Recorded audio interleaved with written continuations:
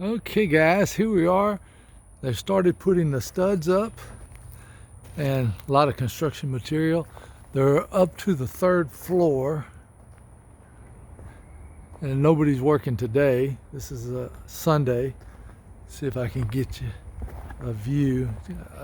Walking around all these obstacles. So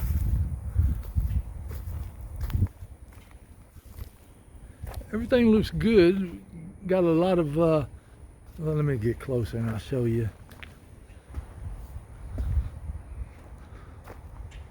I'm trying to walk on this lumber without falling down.